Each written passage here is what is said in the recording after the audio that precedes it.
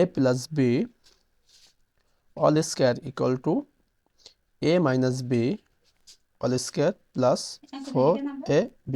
তো আমরা সূত্রটি কি জানি, a plus b all square equal to a minus b all square plus 4ab।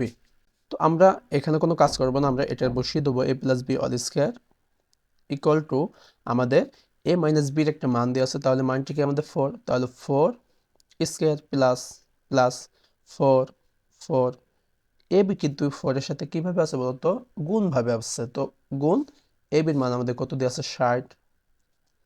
তাহলে আমরা এখানে a plus b all square আমরা বসিয়ে রাখবো, এটার কোনো কাজ নেই আমাদের। 4 স্কয়ার করলে কত হয় আমাদের বলতো, 16 হয়, প্লাস 4 গুণ 60 করলে কত হবে 240। বা a plus b এর আমাদের কোনো কাজ নেই, a plus b all square আমরা বসিয়ে রাখবো এবং 240 যোগ করলে কত হয় আমাদের 256। আমাদের a plus b এর মাথায় কি আছে স্কয়ার, তো স্কয়ারটা আমরা সমান সমান ওই পাশে নিয়ে যাব। তাহলে সমান সমান ওই পাশে নিয়ে গেলে আমাদের কি হয়ে যায় বলতো, স্কয়ারটা রুট হয়ে যায় 256।